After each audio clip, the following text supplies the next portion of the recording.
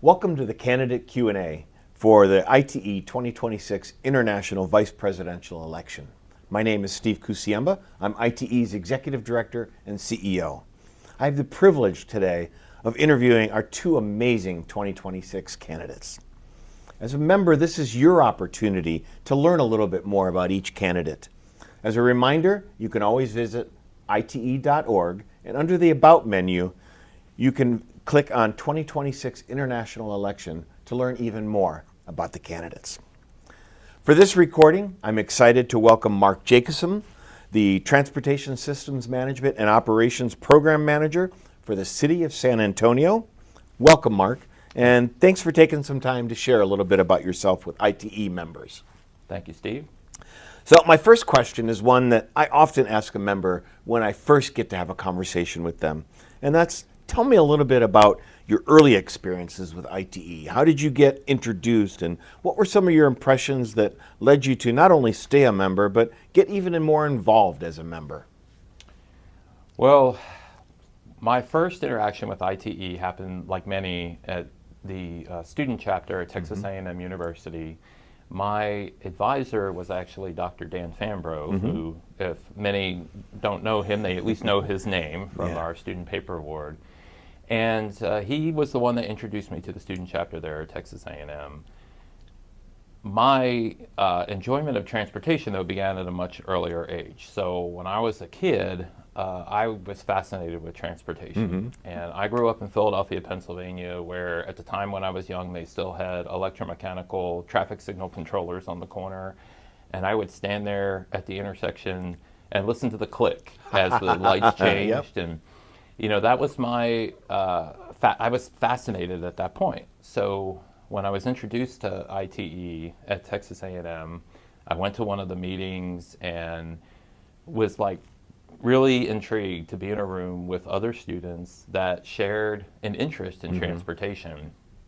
And then when we'd have these speakers come in, and then was getting presentations about like advances in traffic signal operations and things. And, you know, I was just envisioning this young me standing on the corner, and now I'm listening to these things. And so that really got me hooked on, wow, there's this organization out there that speaks my language and that I can learn so much from.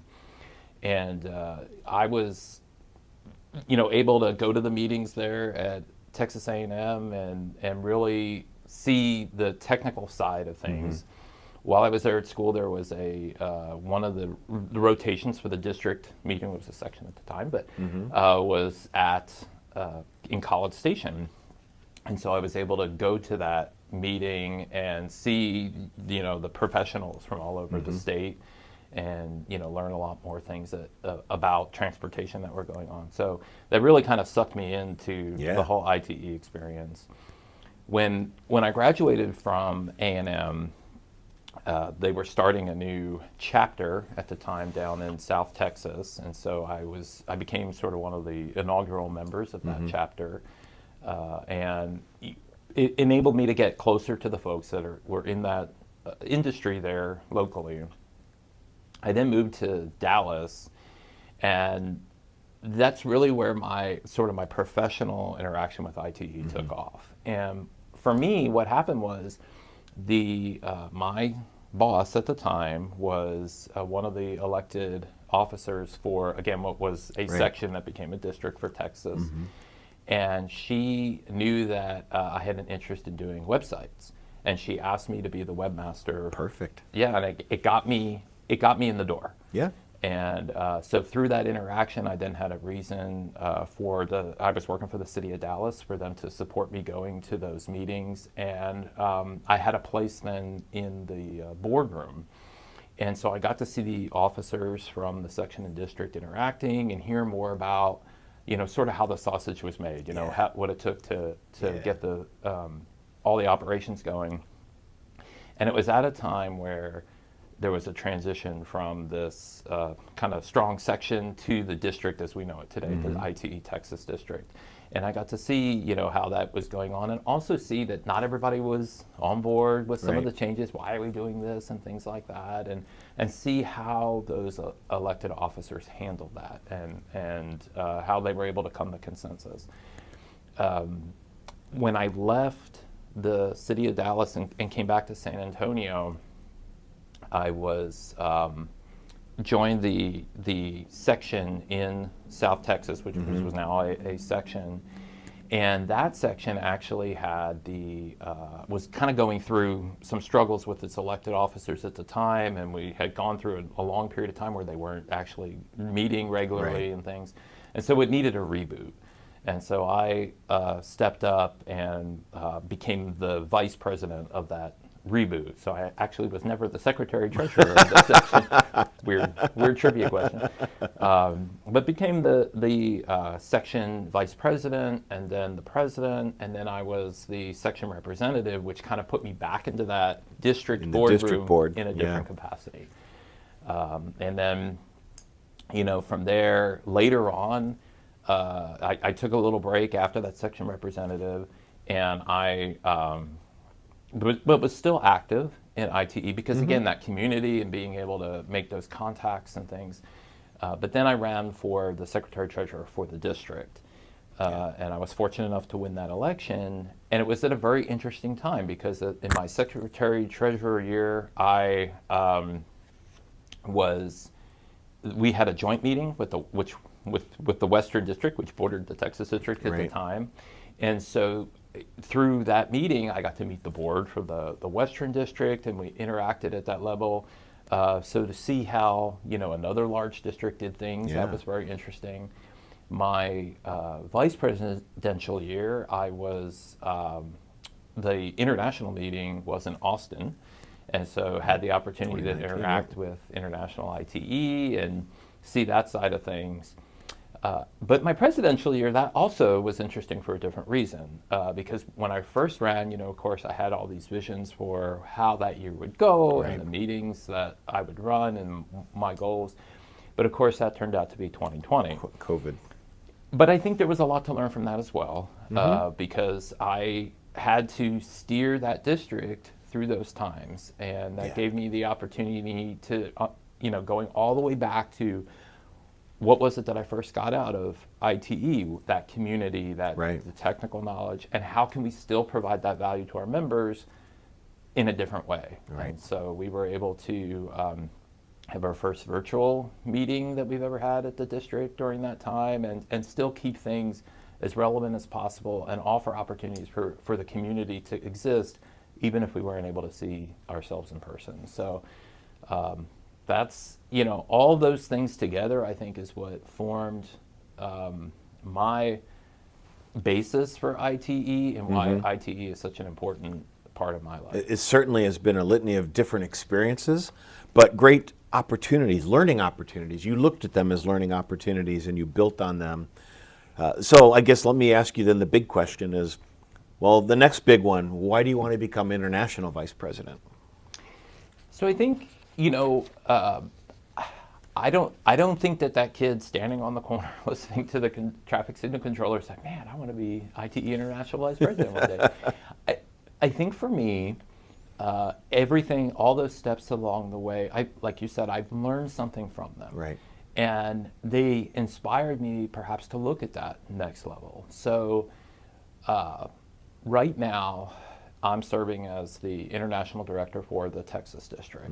And in that capacity, I've been able to see the work of the international president and the international vice president and how they interact with not only the board, but also members and the value and responsibility that position holds.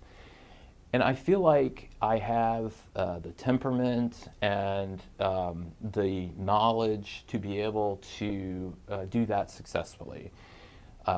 Throughout my career, I've had to navigate situations in which you're in a room with people with very differing opinions and understand that you can't walk into a room like that and say, I have the answer. Right. There are folks in there that have had many years of experience that are going to add a lot of value to the conversation. And you have to be willing to take that input and help that to drive the decisions that you make. Right. As a local city employee, I've had many opportunities to walk into a homeowners association meeting and be the one that has to tell that homeowners association, no, we're not going to be able to install that traffic signal that Right. you want. And I've had to do that and understand that it has to be done in a certain way, and that not everybody's going to be satisfied with the answer Right. you provide. And I think that all of the experiences like that help me to lead a group such as the ITE International Board and Executive Committee in a way that I think can be successful. I believe that I can help build consensus and be successful in that role. I also think that we are at a time right now in our industry that's changing. It's one of those things that I don't think we realize how impactful a certain moment is until down the line, right? Sure. I think we can feel it right now. I mean, I know that in San Antonio, for example, it doesn't take much to realize, okay, our commute, my daily commute, maybe what was 20 minutes has gone to 30 minutes to 40 minutes to an hour. We can all see that congestion is increasing, and people are looking for alternatives in other Right. ways. And whether that's going to be through TSMO strategies, which of course is my responsibility for the city of San Antonio, looking at improving transit, or technology solutions like AI and automated vehicles. All of those things are going to have an impact. Sure. And in my job, I've had to deal with that. I've seen through my work here on the international board kind of the beginning steps of how ITE is getting that message out and sharing that information with its members. And I think that I can help to continue that strive and push into the future. So, you've talked about your experiences at the section, the district, the international level. Many of our members, they might only interact at one or maybe two of those levels. We have many members that only interact at the section level, and that's fine. Yeah, that's where they're comfortable at. How do we as an organization look to enhance member value when membership is experienced at so many different levels within the organization? I think the key thing is recognizing that there are different experiences at different levels, and one member's experience is likely going to change throughout their time in ITE and throughout Right. their career. I think that the One ITE initiative several years ago recognized that. And again, some of the things that came out of that, because I was serving on the district board at the time, I mean, not everything was well received, right? Right. And it's why do we have to change? Well, I think the reason is because as a younger member, maybe someone that's fresh out of school, or maybe somebody that's one of our technicians in the field that we're trying to get more involved in ITE and things, they may not have the opportunity to attend an international meeting Right. and things. And so we have to recognize, well, how can we bring value to that member at whatever level they are? So I think that it starts at that local section level for the purposes of providing that face-to-face connection. There certainly is definitely knowledge transfer that happens at those meetings, but one of the key things is building the community, that Right. face-to-face community and the interactions with your peers and things like that. Having the opportunity to present to a group, I mean, as a young professional, those opportunities Right. lead to bigger opportunities down the line. They often do. And I think at the district level, kind of the same thing is recognizing, how can we engage with members who maybe it's their first time at a meeting? How can we bring in more members the first time? But also look at other platforms for reaching those members. So webinars and virtual meetings and things like that, so that people can expand and get their sort of dip their toe in the water of the district level and entice them to move up. At the international level, I think we do a great job with the ITE community, and I hope that our members really will, if they don't utilize that, we'll start to utilize that more. It's a great way, even if you're not always responding to everything, to read those conversations and recognize, you're usually not, coming up with something brand new. That the problem that you're facing is a problem that somebody 3,000 miles away is facing, or maybe even on the other side of the globe is facing. Right. And we can learn from the solutions of others and be part of that conversation.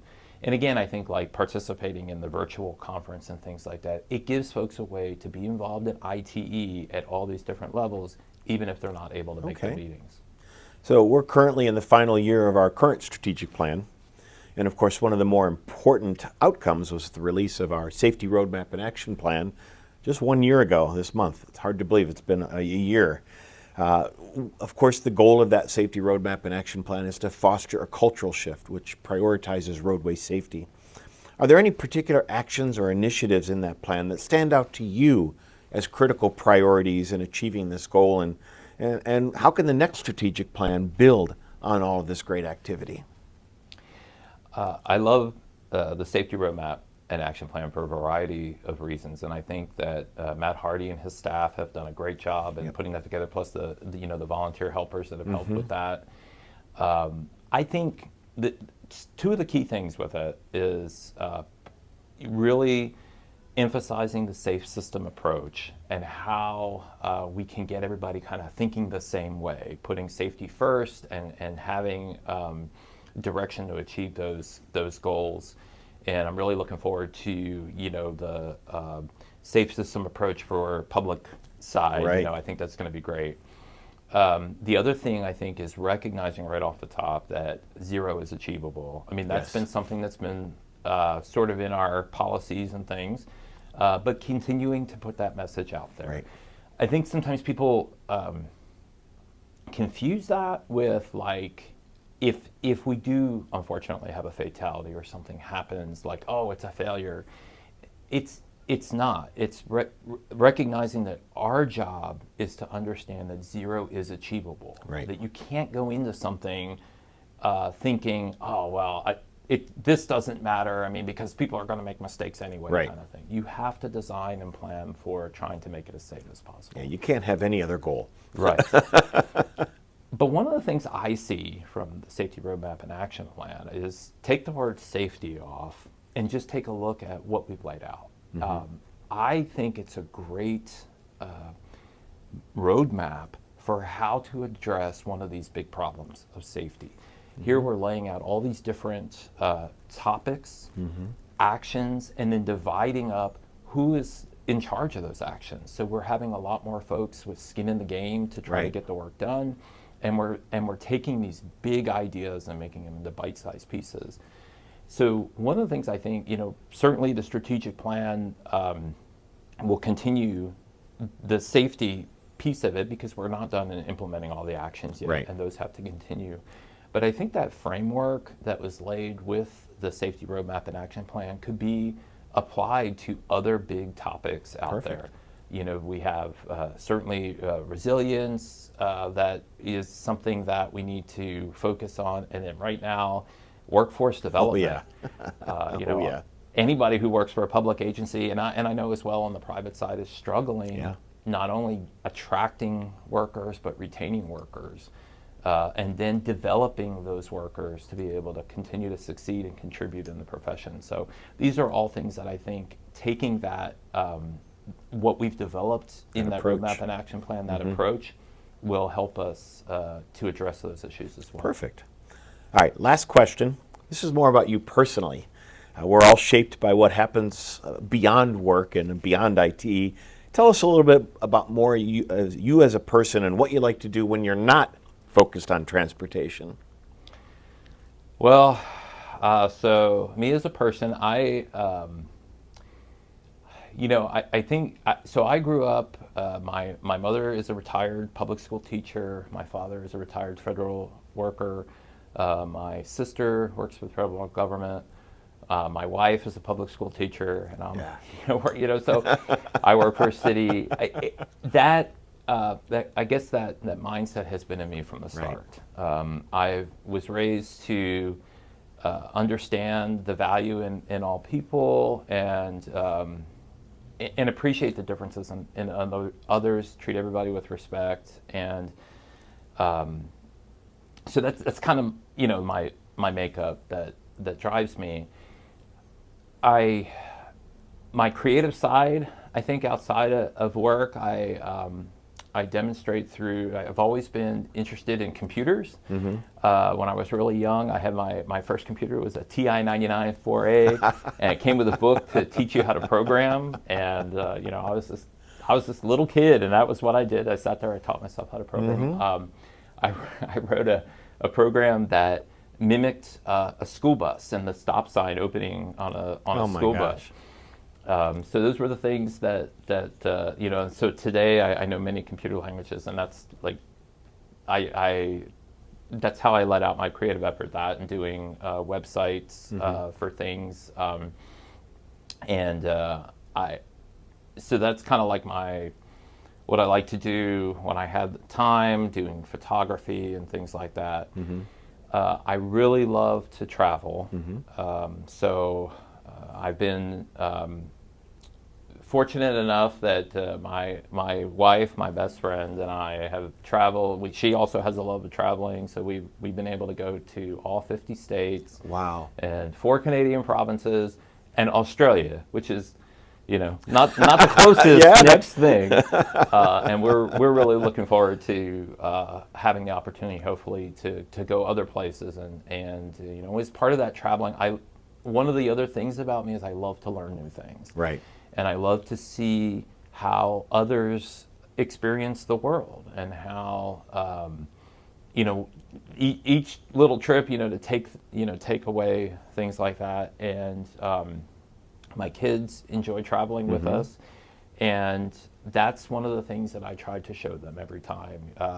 Is there is a world outside of our neighborhood, outside of your school, outside of your comfort zone, that's completely different. It's filled with people who have different experiences, good and bad, and that you can learn from those things, and you have to be able to understand that there's a world out there bigger than you. Absolutely. And so that's that's one of the things, and I think I think my final thing is just one of my favorite things is being a dad. I tell people that, and if I should be so honored to be elected in this role, I definitely love that opportunity and would really enjoy that. But no title, even ITE president, surpasses to me the greatest title I've had in life, which is dad. And that's what I've told people at work as well. So I couldn't agree with you more on that. I've loved being a father. Well, thank you, Mark. It was wonderful getting a chance to know you better and having you share that with our members. And to you, our members, I make this simple plea. Please remember to vote in the election. All voting members will receive a ballot in their email on or about February 4th. And the voting will close at noon on March 4th. So you got 1 month to vote. If you do not receive a ballot, please reach out to ITE staff and we will help you with that. Your vote is important. Your voice needs to be heard. So thank you, and I hope you all have a wonderful 2026.